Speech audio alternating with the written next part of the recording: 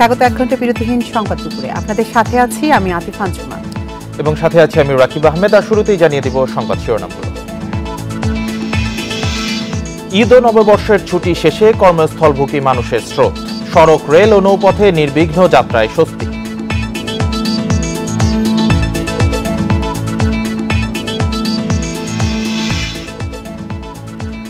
ঢাকা সদরঘাটে রশি ছিঁড়ে 5 জনের মৃত্যুর ঘটনায় কাউকে ছাড় নয়, তদন্ত শেষে ব্যবস্থার হুঁশিয়ারি প্রতিমন্ত্রীর।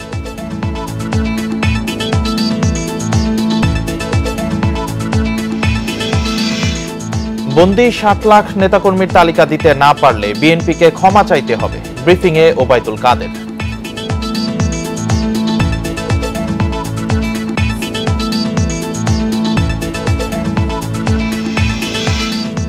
ঢাকা ও রাজশাহী সহ 7 বিভাগে মৃদু তাপপ্রবাহ, বুধবার থেকে সারা দেশে কালবৈশাখী ঝড়ের পূর্বাভাস।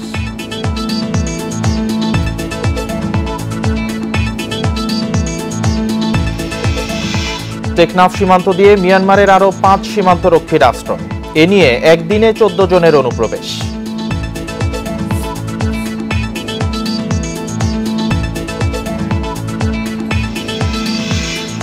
এবার বিস্তারিত। ঈদের ছুটি কাটিয়ে রাজধানীতে ফিরছেন কর্মজীবী মানুষ। ভোর থেকেই রাজধানীর বিভিন্ন প্রবেশ পথে দেখা গেছে ঢাকায় ফেরা মানুষের স্রোত। বাসের পাশাপাশি রেল ও নৌপথেও রাজধানীতে আসছেন যাত্রীরা। ভোগান্তিমুক্ত যাত্রায় স্বস্তি প্রকাশ করেছেন তারা। ঈদের ছুটি শেষে খুলেছে অফিস আদালত, তবে এখনও ঢাকায় ফিরছেন কর্মজীবী মানুষ। সোমবার সকালেই কমলাপুর রেল স্টেশনের একে একে পৌঁছায় বিভিন্ন জেলা থেকে আসা ট্রেন। আত্মীয় স্বজনের সঙ্গে ঈদ করে ঢাকায় ফেরার তৃপ্তি সবার চোখে মুখে। পাশাপাশি অন্যান্য বছরের তুলনায় নির্বিঘ্ন যাত্রাও স্বস্তি দিয়েছে যাত্রীদের। ঈদটা খুব ভালো কেটেছে, আবহাওয়া ভালো ছিল, যাবার সময় জার্নিতেও আমরা খুব স্বস্তিতে গিয়েছি। আবার এখন চিটাগং থেকে ফিরেছি, যথাসময়ে ট্রেন এসেছে, কোনো সমস্যা আমরা ফেস করি নাই। আমরা ব্যক্তিগতভাবে আমাদের ভ্রমণ নির্বিঘ্ন ছিল আলহামদুলিল্লাহ। আসার পথে এবার কোনো ভোগান্তি হয় না এবং ট্রেনের শিডিউলও বিপর্যয় হয় না। যথাসময় ট্রেন ছাড়ছে, যথাসময় এসে পৌঁছাইছে। ভোর থেকেই রাজধানীর বিভিন্ন প্রবেশ পথে যাত্রী নামাতে দেখা গেছে দূরপাল্লার বাসগুলোকে। পথে যানজটের ভোগান্তি না থাকায় স্বস্তি নিয়েই ঢাকায় ফিরেছেন যাত্রীরা। গ্রামের মায়া ছেড়ে আসলাম, এখন নিজের গন্তব্যে পৌঁছাতে হবে। মোটামুটি আসার পথে ভালোই ছিল, খুব একটা জ্যাম ছিল না। কষ্টটা কম হয়েছে, মানে যাতায়াতের কষ্টটা, বাট এমনি ওভারঅল সব ঠিক আছে। পদ্মা সেতু চালু হওয়ার পর থেকেই নৌপথে কমেছে যাত্রী, তবে সোমবার ভোর থেকেই সদরঘাট লঞ্চ টার্মিনালে দেখা গেছে ঈদের ছুটি কাটিয়ে ফেরা মানুষের সমাগম। বাড়ি ভালো মতো ঈদ কাটাই আসছি বাবা মার সাথে। আজকে আমাদের অফিস খোলা, তাই আজকে আমরা জয়েন করব। আমাদের যাওয়ার সময় কোনো সমস্যা হয় না, সিট পাইছি, আসার সময় সিট পাইছি, আমাদের যাওয়া আসা কোনো সমস্যা হয়নি। ঈদের ছুটিতে এবার রাজধানী ছেড়েছেন প্রায় 1.5 কোটি মানুষ। তাদের ফেরায় আবার কর্মচঞ্চল হয়ে উঠেছে নগরী। Mahmudul Hasan, independent news, Dhaka. ঈদের লম্বা ছুটি শেষে কর্মস্থলে ফিরছেন মানুষ, তবে সড়ক মহাসড়কে নেই কোনো ভোগান্তি। যাত্রীরা বলছেন দীর্ঘ ছুটির পাশাপাশি বেশিরভাগ শিক্ষা প্রতিষ্ঠান ও পোশাক কারখানা বন্ধ থাকায় চাপ কম। এদিকে কোথাও কোথাও রয়েছে বাড়তি ভাড়া আদায়ের অভিযোগ। ঈদ ও পহেলা বৈশাখ উপলক্ষে টানা 5 দিনের ছুটি শেষে খুলেছে সরকারি বেসরকারি অফিস। বিভিন্ন গন্তব্য থেকে তাই রাতের বেলা রাজধানীমুখী বাস বেশি ছাড়ায় ভোরের দিকে সড়কে যানবাহন সংখ্যা কিছুটা বাড়ে। এর মধ্যে গাজীপুরের চান্দনা চৌরাস্তা ও চন্দ্রা ত্রিমোড় এলাকায় দেখা যায় কর্মস্থলে ফেরা মানুষের ভিড়। তবে ঢাকা, ময়মনসিংহ ও ঢাকা টাঙ্গাইল মহাসড়কে নেই ভোগান্তি, জানান যাত্রীরা। এখনো ক্লিয়ার, বেশি জ্যাম পাইনি আমি। মোটামুটি যাত্রী এখন আসতেছে, আল্লাহ দিলে হয়তো আজকে কালকের ভিতরে একটু যাত্রী চাপ আরো বাড়বে। এদিকে সাভারের ঢাকা আরিচা ও নবীনগর চন্দ্রা মহাসড়ক দিয়ে ভোগান্তি ছাড়াই রাজধানীতে প্রবেশ করেছে মানুষ।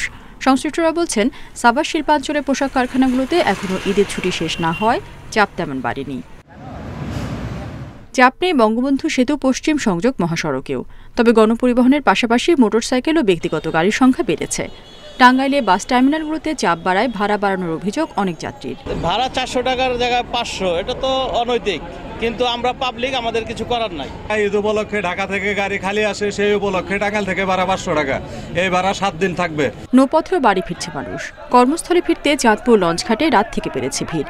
এদিকে ভোরের দিকে দৌলতদিয়া পাটুরিয়া রুটে যানবাহনের চাপ কিছুটা থাকলেও সকালের দিকে তা কমে যায়। পর্যাপ্ত লঞ্চ আছে, যদি যাত্রীর চাপ বৃদ্ধি পায় আমাদের বড় বড় লঞ্চ হাতে আছে, আমরা স্পেশাল দিয়েও আমরা যাত্রীরা পার করতে পারবো। অতিরিক্ত চাপ নেই রেল স্টেশনগুলোতেও। নির্দিষ্ট গন্তব্যে ভোগান্তি ছাড়াই পৌঁছানোর স্বস্তিতে সাধারণ মানুষ। রেশমি নন্দী, ইন্ডিপেন্ডেন্ট নিউজ। ঝালকাঠির কাঠালিয়ায় বাস চাপায় সকালে এক ব্যবসায়ী নিহত হয়েছেন। এরপরে বিক্ষুব্ধ এলাকাবাসী প্রায় 2 ঘন্টা ভান্ডারিয়া কাঠালিয়া আঞ্চলিক মহাসড়কটি অবরোধ করে রাখেন। নিহত আবু তালুকদার বান্দাঘাটা বাজারের মুদি দোকানদার। স্বজনরা জানান, ভোরে দোকানে যাওয়ার সময় বাড়ির সামনের সড়কে একটি বাস তাকে চাপা দিয়ে চলে যায়। এর পরপরই বিক্ষুব্ধ এলাকাবাসী সড়ক অবরোধ করে। দুপাশে আটকা পড়ে অসংখ্য যানবাহন। পরে পুলিশ ঘটনাস্থলে এসে মরদেহ সরিয়ে নেয় এবং পরিস্থিতি স্বাভাবিক হয়। এদিকে গাজীপুরের কালিয়াকৈরে বাস চাপায় প্রাণ হারিয়েছেন এক দম্পতি। রাতে ঢাকা টাঙ্গাইল মহাসড়কের বাইপাস এলাকায় রাস্তা পারাপারের সময় একটি বাস তাদের 2 জনকে চাপা দেয়। বাসটি জব্দ করা হলেও পালিয়ে গেছে চালক।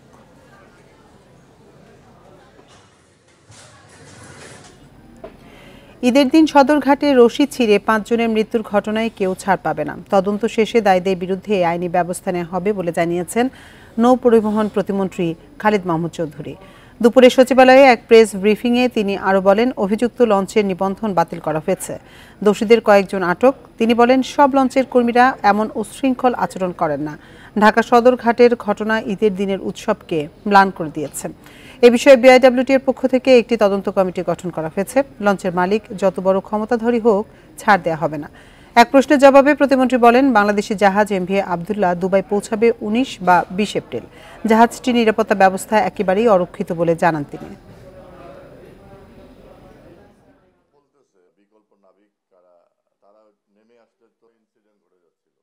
শক্তিশালী যদি মালিক থাকে তাহলে এটা করে, তা আমরা সেটার বিরুদ্ধে ব্যবস্থা নিব। এটা হচ্ছে মনে করেন যে এটার সঙ্গে মন্ত্রী বাহাদুর যুক্ত আছে বা অন্য কেউ যুক্ত আছে, তখন তার সঙ্গে স্টাফরা সেই ধরনের আচরণ করে। এখান থেকে বেরিয়ে আসতে হবে। 60 লাখ বন্দী নেতাকর্মীর তালিকা দিতে না পারলে বিএনপিকে জাতির কাছে ক্ষমা চাওয়ার আহ্বান জানিয়েছেন আওয়ামী লীগ সাধারণ সম্পাদক ওবায়দুল কাদের। পয়লা বৈশাখ উদযাপন বিরোধী প্রচারণারও সমালোচনা করেছেন তিনি। দুপুরে ধানমন্ডিতে সংবাদ সম্মেলনে এসব কথা বলেন ওবায়দুল কাদের। ঈদ ও নববর্ষের পর সোমবার সমসাময়িক প্রসঙ্গে কথা বলতে ধানমন্ডিতে আওয়ামী লীগ সভাপতির রাজনৈতিক কার্যালয়ে সংবাদ সম্মেলনে আসেন দলের সাধারণ সম্পাদক ওবায়দুল কাদের। তাদের আন্দোলনে পয়লা বৈশাখ উদযাপন নিয়ে বিভিন্ন বিতর্কের প্রসঙ্গ টেনে বাঙালির সংস্কৃতি বিরোধী প্রচারণার কঠোর সমালোচনা করেন তিনি। এরা একটা সাম্প্রদায়িক সন্ত্রাসী সংগঠন, কাজে বাঙালি সংস্কৃতির আবহমানকালে যে আবেদন, সেই আবেদন এদেরকে স্পর্শ করে না। তারা প্রকারান্তরে বাংলাদেশ জন্মের চেতনাকে অস্বীকার করে। মুক্তিযুদ্ধ ও বাংলা সংস্কৃতির প্রতি বিএনপির শ্রদ্ধাবোধ নেই বলেও মন্তব্য করেন আওয়ামী লীগের সাধারণ সম্পাদক। তাহলে তারা মুক্তিযুদ্ধের কারাবন্দী নেতাকর্মীর সংখ্যা নিয়ে বিএনপির বিরুদ্ধে মিথ্যাচারের অভিযোগ তোলেন ওবায়দুল কাদের। বলেন, 60 লাখ নেতাকর্মীর বন্দির অভিযোগের সমর্থনে তালিকা দিতে না পারলে জাতির কাছে ক্ষমা চাইতে হবে দলটিকে। মির্জা ফখরুলকে চ্যালেঞ্জ করছে, 60 লাখ বন্দি বিএনপির নেতাকর্মী, এদের তালিকাটা অবিলম্বে প্রকাশ না হয় মিথ্যাচারের জন্য জাতির কাছে ক্ষমা চাইতে। বিএনপির কাছ থেকে মুক্তিযুদ্ধের চেতনা, বাঙালি সংস্কৃতির চেতনা নিয়ে ইতিবাচক মনোভাব আশা করা যায় না বলেও মন্তব্য করেন আওয়ামী লীগের সাধারণ সম্পাদক। শাহাদাত স্বপন, ইন্ডিপেন্ডেন্ট নিউজ, ঢাকা। সিলেটের কুমারগাঁও উৎপাদন কেন্দ্রে আগুনের 3 ঘণ্টা পর বিদ্যুৎ সঞ্চালন স্বাভাবিক। সকালে পল্লী বিদ্যুতের 33 কেভি গোপালগঞ্জ ফিডারে শর্ট সার্কিট থেকে আগুনের সূত্রপাত। অগ্নিকাণ্ডের খবর পেয়ে ফায়ার সার্ভিসের 5টি ইউনিট ঘটনাস্থলে গিয়ে 30 মিনিটের মধ্যে আগুন নিয়ন্ত্রণে আনে। বাংলাদেশ বিদ্যুৎ উন্নয়ন বোর্ডের সিলেট অঞ্চলের প্রধান প্রকৌশলী মোহাম্মদ আব্দুল কাদির জানান, অগ্নিকাণ্ডে সিলেট জেলার গোলাপগঞ্জ, বালাগঞ্জ, আম্বরখানা ও বটেশ্বর এলাকা বিদ্যুৎ বিচ্ছিন্ন হয়ে পড়ে। অগ্নিকাণ্ডের কারণে হওয়া ক্ষয়ক্ষতি সারিয়ে ফেলার পর বিদ্যুৎ সরবরাহ স্বাভাবিক হয় বলেও জানান তিনি।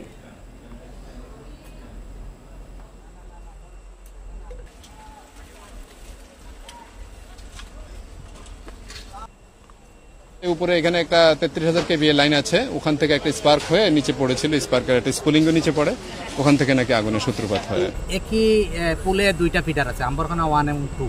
যেহেতু আগুনটা অনেক উপরে পর্যন্ত উঠে গেছিল, এই তারগুলা ইনসুলেশন নষ্ট হয়ে গেছে, এগুলা একটু চেঞ্জ করা লাগবে। 3 স্প্যান লাইন, এই লাইনটুকু চেঞ্জ করতে যত সময় লাগবে সেটা আমরা অতি দ্রুত শেষ করব, বাকি ফিডারগুলো আমরা চালু করে দেব। তিতাসের ত্রুটিপূর্ণ গ্যাস সংযোগ ও ভবন মালিকদের অবৈধভাবে বেসমেন্টে শোরুম স্থাপনের কারণেই রাজধানীর সিদ্দিক বাজারে ভয়াবহ বিস্ফোরণ ও প্রাণহানি হয় বলছে পুলিশ। 2023 সালের 7 মার্চের বিস্ফোরণে 26 জনের মৃত্যু হয়, আহত হন আরও শতাধিক। পুলিশের দাবি, তিতাসের অসহযোগিতার কারণে তদন্তে দেরি হচ্ছে। আদালতের নির্দেশনার পরও তদন্ত দলকে তথ্য দিচ্ছে না তিতাস। সিদ্দিক বাজারের একটি টিনশেড ভবনে পরিচালিত হোটেল কুইনে বাণিজ্যিক গ্যাস সংযোগ দেওয়া হয় 1983 সালে। পরবর্তীতে সেখানে 4 তলা ভবন নির্মাণ করা হয়, যার নিচতলায় ছিল ক্যাফে কুইন নামে রেস্তোরাঁ। একসময় রেস্তোরাঁটি বন্ধ হয়ে সেখানে স্যানিটারি মার্কেট হয়, আর 4 তলা ভবনটি অবৈধভাবে 7 তলা পর্যন্ত বাড়িয়ে আবাসিক হিসেবে ভাড়া দেওয়া হয়। তবে হোটেল কুইনের বাণিজ্যিক 1.5 ইঞ্চি ব্যাসের গ্যাস সংযোগটি বিচ্ছিন্ন করা হয়নি। সেই লাইনের সাথেই আবাসিকের চিকন ব্যাসের পাইপ সংযুক্ত করে তিতাসের ঠিকাদার। ভবনে এভাবে গ্যাসের সংযোগ দেয়া অনিরাপদ ও নিয়ম বহির্ভূত বলছে পুলিশ। গ্যাস সংযোগের অনুমতি ছিল 4 তলা পর্যন্ত। যারা গ্যাস সংযোগ দিয়েছিল বা ওই সময় তিতাসের তদারককারী কর্মকর্তা কারা ছিল বা ওই তিতাসের ঠিকাদার কারা ছিল, একাধিকবার তাদেরকে নোটিশ দিয়েছি। তাদের কাছ থেকে এখনো আমরা কোনো রেসপন্স পাই নাই। রাজুকের তদারককারী কর্মকর্তা কারা ছিল সেটা আমরা তাদের কাছে জানতে চেয়েছি, তাদের কাছ থেকেও এখন আমরা কোনো রিপ্লাই পাই নাই। বিশেষজ্ঞরা বলছেন, ত্রুটিপূর্ণ সংযোগের কারণে লিকেজের ফলে উক্ত ভবনের বেসমেন্টে গ্যাসের চেম্বার সৃষ্টি হয়। সেখান থেকেই ভয়াবহ বিস্ফোরণ ও প্রাণহানির ঘটনা ঘটে। ভবন মালিক নকশা বদল করে বেসমেন্টে দোকানসহ স্থাপনা বানায়, যা ভবন নির্মাণ বিধিমালার সুস্পষ্ট লঙ্ঘন। লিকেজগুলো যে আমাদের মৃত্যুকূপ হয়ে দাঁড়িয়েছে, এটার জন্য কিন্তু আমাদের পুরো গ্যাস লাইনের এই যে আমাদের এক ধরনের রিঅর্গানাইজেশন দরকার। সাধারণ নগরবাসী কিংবা যারা কোনো একটা হোটেলে আমরা খেতে যাই, আমরা তো জানি না কোথায় মৃত্যুকূপ দাঁড়িয়ে আছে, কোথায় গ্যাস লাইনের গ্যাস জমে আছে।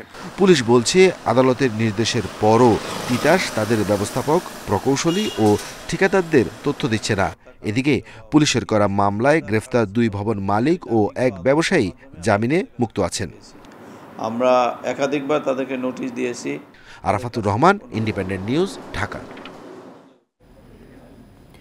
54 জেলায় বইছে মৃদু থেকে মাঝারি তাপপ্রবাহ। আগামী 3 দিন তাপমাত্রা কমার সম্ভাবনা দেখছে না আবহাওয়া অফিস। ভ্যাপসা গরমে অতিষ্ঠ হয়ে উঠছে জনজীবন। রাঙ্গামাটিতে গত 24 ঘন্টায় সর্বোচ্চ 40 ডিগ্রি তাপমাত্রা রেকর্ড করা হয়েছে। সবচেয়ে উষ্ণতম মাস এপ্রিল, তাই দেশের প্রায় সবখানে এখন তাপপ্রবাহ বিরাজ করছে। তীব্র গরম উপেক্ষা করে কাজে বের হচ্ছে খেটে খাওয়া মানুষ। এতে ভোগান্তি বেড়েছে কয়েক গুণ। তাপমাত্রা খুবই বেশি, কারণ হচ্ছে যে কি মানুষ চলাচল করতে অনেক অসুবিধা হচ্ছে, কষ্ট হচ্ছে। ভাড়া টাড়া কম, বেশি 1-2 ঘন্টা থেকে বেশি আছে। এর হইতে গাড়ি লোক পাচ্ছেনি, যেগুলো আসছে সব উল্কাত যাচ্ছে, আমরা বসছি খালি বসে আছি। আবহাওয়া অফিস বলছে, রংপুর, নীলফামারী, রাজশাহী, ঢাকা, খুলনা, বরিশাল, চট্টগ্রাম ও সিলেটে বইছে মৃদু থেকে মাঝারি তাপপ্রবাহ। পরবর্তীতে সারা দেশে বিস্তার লাভ করতে পারে। কোনো কোনো জেলায় তাপমাত্রা উঠতে পারে 40 ডিগ্রির উপরে। বৃষ্টিপাতের পরিমাণ কমে যাওয়ার কারণে আমরা আশা করছি যে হয়তো ময়মনসিংহ ডিভিশন এবং রংপুরের অন্যান্য জায়গা হয়তো বা সেটা বিস্তৃতি লাভ করতে পারে। এছাড়া অন্যান্য 6টা ডিভিশনের সবগুলো জেলাতেই আমাদের তাপপ্রবাহ বিদ্যমান আছে এখন। আর আগামী 1 থেকে 2 দিন বা 3 দিন আমাদের বৃষ্টিপাতের পরিমাণ বা বৃষ্টিপাত যদি হয়েও সেটা খুব সামান্য পরিমাণ। মঙ্গলবার রংপুর, ময়মনসিংহ এবং সিলেট বিভাগের দু এক জায়গায় অস্থায়ীভাবে ঝোড়ো হাওয়াসহ বজ্রবৃষ্টি হতে পারে শিলাবৃষ্টিও।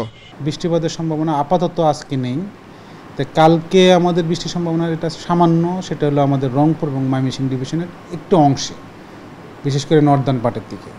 সিলেট, ময়মনসিংহ সামান্য বৃষ্টিপাতের সম্ভাবনা আছে, সেটা খুবই সামান্য পরিমাণ। আর অন্য কোনো জেলা বা ডিভিশনে বৃষ্টির সম্ভাবনা আপাতত নেই। আগামী কয়েকদিন তাপমাত্রা আরও বাড়বে বলে পূর্বাভাস দিচ্ছে আবহাওয়া office. Adilur Rahman, independent news, Dhaka. উচ্চবিত্তদের নয় বরং মধ্যবিত্ত ও চাকরিজীবীদের উপর করের বোঝা বাড়বে আইএমএফ এর প্রস্তাবে। অর্থনীতিবিদদের মতে মূল্যস্ফীতি ও ক্রয় ক্ষমতার বিচারে আইএমএফ প্রস্তাবিত করমুক্ত আয়ের সীমা বাস্তবসম্মত নয়। ব্যক্তি আয়করের সর্বোচ্চ হারও বাড়ানোর পক্ষে অর্থনীতিবিদরা। চলতি অর্থ বছরে করমুক্ত আয়ের সীমা পুরুষদের জন্য 3.5 লাখ টাকা, নারী ও প্রবীণদের জন্য 4 লাখ। চাকরিজীবীদের বাড়ি ভাড়া, যাতায়াত ও চিকিৎসা ভাতা বাবদ পাওয়া 4.5 লাখ টাকা পর্যন্ত আয় করমুক্ত। সঞ্চয়পত্র সহ এনবিআর নির্ধারিত নানা খাতে বিনিয়োগে মোট আয়ের 0.03% পর্যন্ত কর রেয়াত মেলে। আইএমএফ জানিয়েছে এভাবে আয়করের হিসাব করা যুক্তিসঙ্গত নয়। নানা রকম ছাড় ও রেয়াতের কারণে কর্মকর্তাদের ক্ষমতা বাড়ে, কর ফাঁকির সুযোগ তৈরি হয়। করমুক্ত আয়ের সীমা 5 লাখ টাকা নির্ধারণ করে সব ধরনের রেয়াত ও অব্যাহতি বাতিল করতে এনবিআরকে পরামর্শ দিয়েছে সংস্থাটি। গবেষণা সংস্থা সিপিডি বলছে অব্যাহতি ও রেয়াত বাতিল করলে করমুক্ত আয়ের সীমা আরও বাড়াতে হবে, না হলে চাপে পড়বেন কম আয়ের মানুষ। যদিও আইএমএফের সাবেক এই কর্মকর্তার মত ভিন্ন। অলরেডি 3.5 কিন্তু বেশি, আমরা সেটাকে 5-এ নিয়ে যাচ্ছি, তারপরে কমপ্লেন করার কিছু নাই। সরকারকে তো পয়সা তো কিছু দিতে হবে।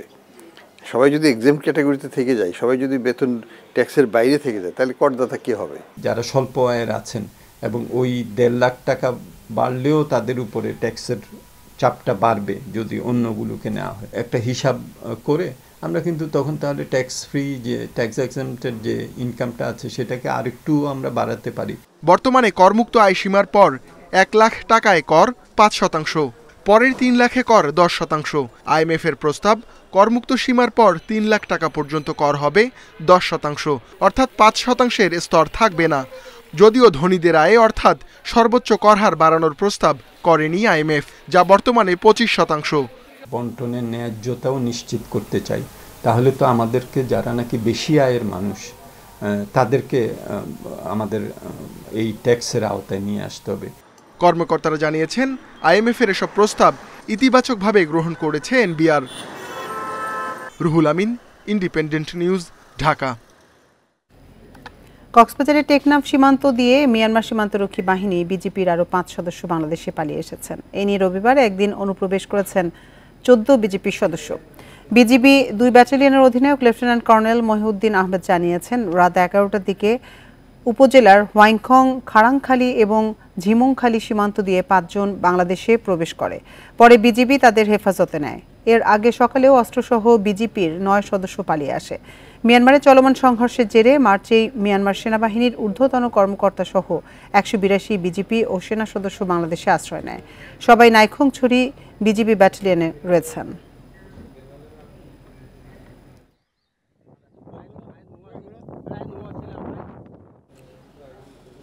রোহিঙ্গা সহায়তার তহবিল ঘাটতিতে উদ্বেগ বাড়ছে।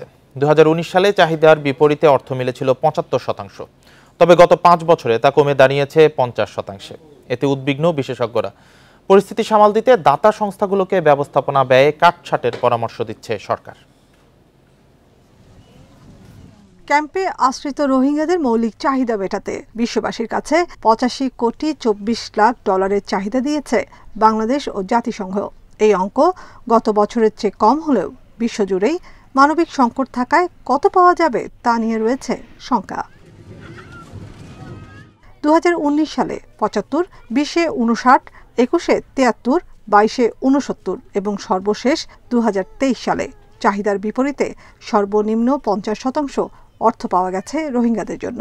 তহবিল ঘাটতির এ ধারা চলমান থাকলে আশ্রয় শিবিরে নতুন সংকট দেখা দিতে পারে বলে শঙ্কিত বিশেষজ্ঞরা। অপুষ্টির সম্ভাবনা যথেষ্ট রয়েছে এবং কিছু কিছু সাম্প্রতিক বিশ্লেষণ বলছে যে ধরা যাক 18-19-এ যেটি কিছুটা নিয়ন্ত্রণে আনা গেছিল অপুষ্টির, বিগত 1-1.5 বছরে সেটা আস্তে আস্তে আবার বাড়ছে। তো সেটি একটি শঙ্কার জায়গা অবশ্যই, এবং বিশেষ করে জনসংখ্যা যেহেতু বাড়ছে ক্যাম্পে, কারণ দিনের শেষে যদি এই অপুষ্টিটা থেকে যায়, দেখা যাবে একটা হচ্ছে যে শিশু মৃত্যুর হার বাড়তে পারে। চলমান পরিস্থিতিতে রোহিঙ্গা সংকটের ওপর বিশ্বের মনোযোগ ধরে রাখাটাই চ্যালেঞ্জ মনে করছে পররাষ্ট্র মন্ত্রণালয়। এই অবস্থায় দাতা সংস্থাগুলোকে ব্যবস্থাপনা ব্যয়ে কাটছাঁটের পরামর্শ দিচ্ছে সরকার। যেহেতু রিসোর্স কনস্ট্রেন্টস আছে, তো আমরাও তাদেরকে বলি যে তোমরা ডুপ্লিকেশন বা ওভারল্যাপ বা অন্যান্য যে কিভাবে করলে পরে খরচটা একটু কমানো যায়, কেন জাতিসংঘের যে বিভিন্ন ইয়েগুলো আছে ওদের ওভারহেড কস্ট একটা বড় কস্ট, আমরা সবাই জানি সেটা। তো সুতরাং এগুলো যদি লোকাল ইয়েদের মাধ্যমে করা হয় তাহলে হয়তো অপারেশনাল কস্টটা কমায় আনা সম্ভব আমার মনে হয়। তো এগুলো করে হয়তো ম্যানেজ করতে হবে। এখন পরিস্থিতি মোকাবেলায় রোহিঙ্গাদের সামাজিক কর্মকাণ্ডে অন্তর্ভুক্তের পরামর্শ দিচ্ছে জাতিসংঘ। তবে সরকারের দাবি এ ধরনের পদক্ষেপ প্রত্যাবাসন প্রক্রিয়াকে আরও জটিল করে তুলবে। Nafiza Daula, independent news, Dhaka. আপনারা দেখছেন বিরতিহীন সংবাদ দুপুর। সংবাদে আরো যা দেখবেন, 1.5 মাস ধরে বিকল গঙ্গা কপোতাক্ষ সেচ প্রকল্পের 3টি পাম্প, বড় আবাদে যেতে পারছেন না কৃষক।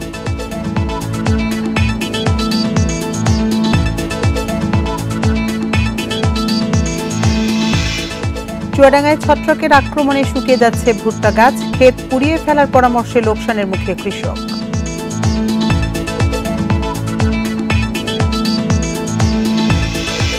চট্টগ্রামের ফিরিঙ্গি বাজার ফিশারিঘাট এলাকার বস্তিতে আগুন লেগেছে। আগুন নিয়ন্ত্রণে ফায়ার সার্ভিসের 6টি ইউনিট কাজ করছে। এ নিয়ে বিস্তারিত জানাতে আমাদের সাথে চট্টগ্রাম থেকে যোগ দিচ্ছেন আমাদের সহকর্মী আহসান রিটন। রিটন, কিভাবে এই আগুনের ঘটনাটি ঘটলো এবং আমরা তো দেখতে পাচ্ছি যে ফায়ার সার্ভিসের 6টি ইউনিট সেখানে কাজ করছে, সেখানকার সবশেষ পরিস্থিতি জানাবেন।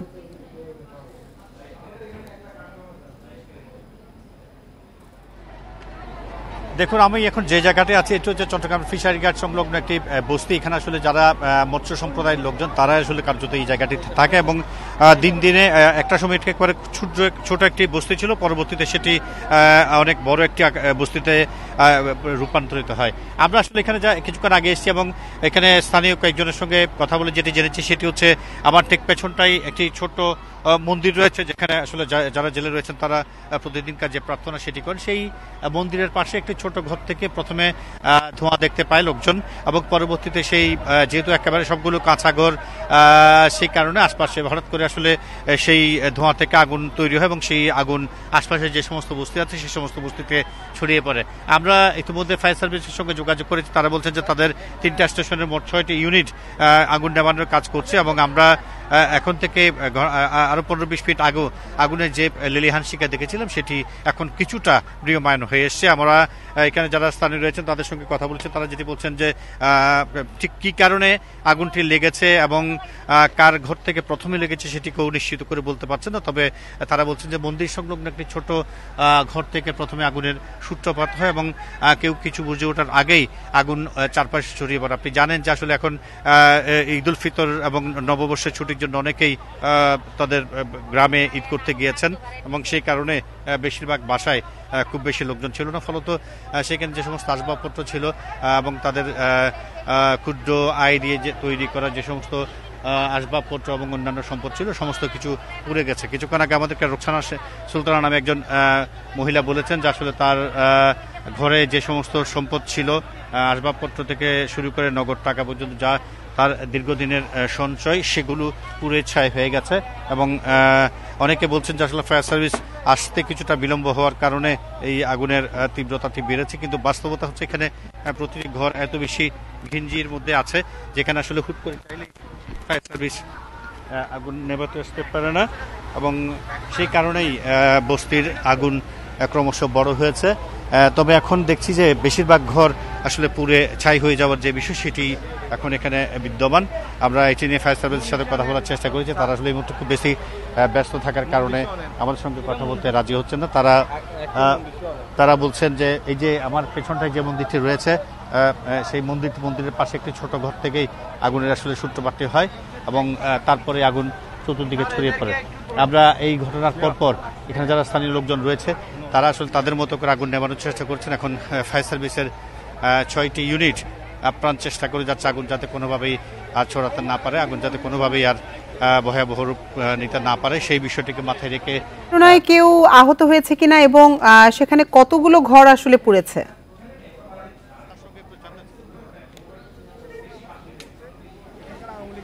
দেখুন, আমরা আসলে বিষয়টি নিয়ে মুহূর্তে এখানে স্থানীয় কাউন্সিলর আছেন, তার সঙ্গে একটু কথা বলছেন, তিনি আসলে একটু যদি বলেন। ফায়ার সার্ভিসকে ফোন করেছি, পুলিশকে ফোন করেছি, কোতোয়ালি পুলিশকে, এবং সাথে সাথে তারা ব্যবস্থা নিয়েছে। দ্রুত ব্যবস্থা নেওয়ার কারণে বড় ধরনের দুর্ঘটনা ঘটনায় আগুন অনেকটা নিয়ন্ত্রণ আসছে এবং এলাকাবাসী সর্বাত্মক সহযোগিতা করেছে। আমরা সাথে ছিলাম। আনুমানিক আমরা এখনো বলতে পারছি না 100-200 ফ্যামিলির ঘর ক্ষয়ক্ষতি হয়েছে এটা ধারণা করছে আপাতত।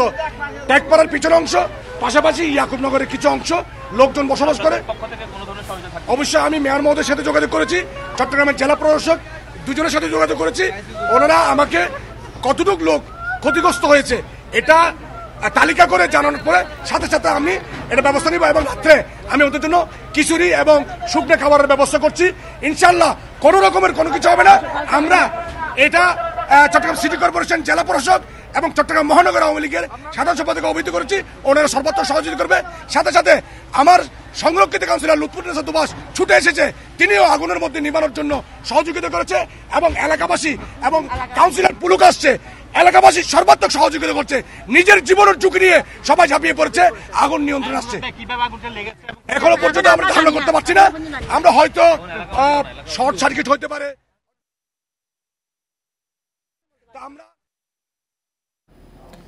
নিষেধাজ্ঞা অমান্য করে চাঁদপুরে মেঘনা নদীতে ইলিশ ধরার অভিযোগে 13 জেলেকে আটক করেছে নৌপুলিশ। গত 24 ঘন্টায় নদীর লক্ষ্মীর চর থেকে তাদের আটক করা হয়। এ সময় তাদের কাছ থেকে 4টি নৌকা ও 5000 মিটার জাল জব্দ করা হয়। আটকদের মধ্যে 4 জন শিশু ও 9 জন জেলে রয়েছে। শিশুদের মুচলেকা এবং বাকিদের বিরুদ্ধে নিয়মিত মামলা হয়েছে। জাটকা রক্ষায় আগামী 30 এপ্রিল পর্যন্ত এই অভিযান অব্যাহত থাকবে বলে জানিয়েছে নৌপুলিশ।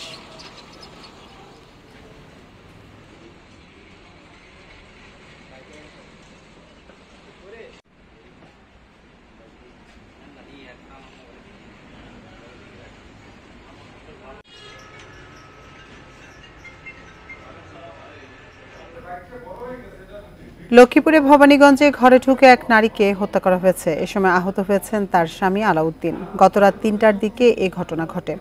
স্বজনরা জানান, পুকুরে ড্রেজিং এর মাধ্যমে মাটি তোলা নিয়ে আলাউদ্দিন ও তার খালাতো ভাই সিরাজের বিরোধ হয়। এর জেরে গতরাতে আলাউদ্দিনের ঘরে হামলা চালায় সিরাজ ও তার লোকজন। এক পর্যায়ে ধারালো অস্ত্র দিয়ে আলাউদ্দিন ও তার স্ত্রী জ্যোৎস্না বেগমকে কুপিয়ে আহত করে। পরে স্থানীয়রা তাদের উদ্ধার করে হাসপাতালে নিলে চিকিৎসক জ্যোৎস্না বেগমকে মৃত ঘোষণা করেন। আলাউদ্দিনের অবস্থাও সংকটাপন্ন হওয়ায় তাকে ঢাকা মেডিকেলে ভর্তি করা হয়েছে।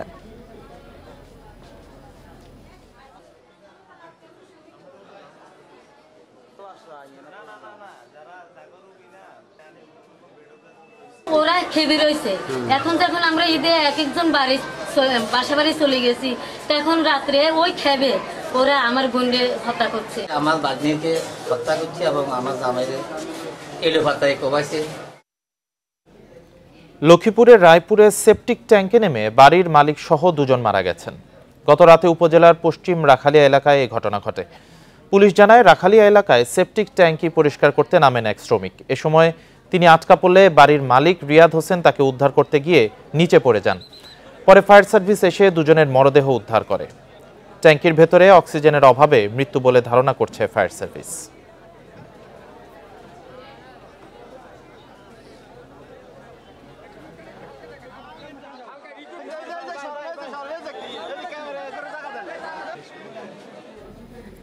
প্রায় 1.5 মাস ধরে বিকল গঙ্গা কপোতক্ষ জিকে সেচ প্রকল্পের 3টি পাম্প। ফলে বড় আবাদে যেতে পারছেন না কৃষকেরা। আবার ধানের চারা রোপণ করেও বিপাকে পড়েছেন অনেক কৃষক। জিকে প্রকল্পের আওতায় বেশিরভাগ এলাকায় বিকল্প পানির উৎস না থাকায় চলতি মৌসুমে চরম ভোগান্তিতে কৃষক।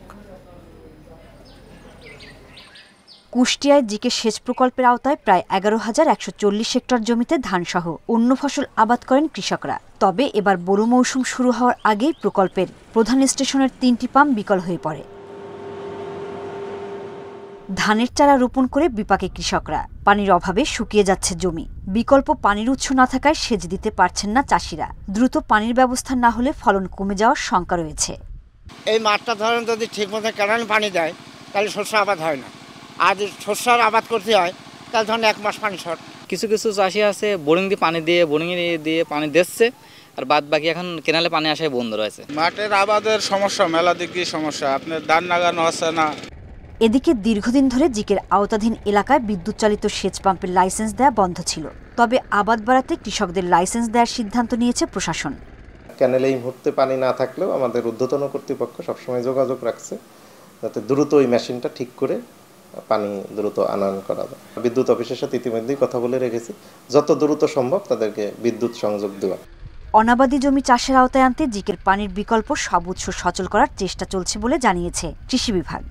কৃষকদেরকে পরামর্শ দিচ্ছি, যেহেতু মৌসুম চলে যাচ্ছে, ধান রোপণের টাইম শেষের দিকে প্রায়, এজন্যে আসলে স্থানীয় যে সোর্স ব্যবহার করে সেচ দেওয়া যায় সেই সমস্ত সোর্সই কৃষক যেন ব্যবহার করতে পারে। কুষ্টিয়া, চুয়াডাঙ্গা, ঝিনাইদহ, মাগুরা জেলায় জিকে প্রকল্পের পানি পান হাজারো কৃষক। তবে এবার পাম্প অচল থাকায় অনাবাদি অবস্থায় পড়ে আছে অনেক জমি। Independent news. চুয়াডাঙ্গায় খেতে অপরিপক্ক অবস্থায় শুকিয়ে যাচ্ছে ভুট্টা গাছ। ফিউজেরিয়াম স্টক রট রোগ ছড়িয়ে পড়ায় ছত্রাকনাশক প্রয়োগ এবং প্রয়োজনে ক্ষেত পুড়িয়ে ফেলার পরামর্শ দিয়েছে কৃষি অফিস। এতে লোকসানের আশঙ্কায় জেলার কয়েকশো চাষি। চুয়াডাঙ্গা সদরের বিভিন্ন গ্রামে বিস্তীর্ণ এলাকায় ভুট্টার চাষ করেছে চাষিরা। ফলন ভালো হলেও স্বস্তি নেই তাদের। গাছে গাছে পাতা মরে যাচ্ছে, গোড়া পচে যাচ্ছে। 1 বিঘা জমিতে ভুট্টা আবাদে খরচ হয় প্রায় 35,000 টাকা, আর বিঘা প্রতি 50 মণ ভুট্টা পেলে লাভ হয় 15 থেকে 20,000 টাকা। কিন্তু খেতে রোগের আক্রমণে এবছর ফলন নিয়ে শঙ্কায় কৃষক। আমার 1 বিঘা ভুট্টা আছে, ভুট্টাটা গোড়াইতে পয়সে গাছ সহ মাটিতে বেঁকা হয়ে পড়ে আছে। ও ভুট্টা আমার কিছুই হবে না। কি রোগ দিয়ে ধরাই যাচ্ছে না, থোড়মুখী ওরা শেষ। বিঘা 20,000 করে বন্ধক নিয়ে হই শেষ। সে 3.5 বিঘা ভুট্টাই রোগ লিখে আছে। চাষিদের ফসল রক্ষায় ছত্রাকনাশক দেওয়ার পরামর্শ কৃষি বিভাগের। বেশি আক্রান্ত ক্ষেতের গাছ পুড়িয়ে ফেলতেও বলা হচ্ছে। যেই জমিতে এবার ভুট্টা করা হয়েছে এবং যদি আক্রান্ত লক্ষণ থেকে থাকে, আগামী বছর যদি সেই জমিতে যেন আর ভুট্টা আবাদ না করা হয়, 1 বছর যেন মিনিমাম গ্যাপ দেওয়া হয়। আর যখন ভুট্টা যেটা লাগানো হবে সেটার জন্য অনুমোদিত মাত্রায় যে ডিস্টেন্সটা দেওয়ার কথা, 1 সারি থেকে আরেক সারি, এটা যেন মেনটেন করা হয়। তাহলে আশা করা যায় এটার থেকে আমরা রক্ষা পেতে পারবো। চলতি বছর চুয়াডাঙ্গা জেলায় ভুট্টার আবাদ হয়েছে 49,665 হেক্টর জমিতে। Independent news. আর এই ছিল বিরতিহীন সংবাদ দুপুরে। ইন্ডিপেন্ডেন্ট টেলিভিশনের সব খবরে বিস্তারিত জানতে চোখ রাখুন ফেসবুক, ইউটিউব এবং এক্সে। এতক্ষণ সাথে থাকার জন্য ধন্যবাদ সবাইকে।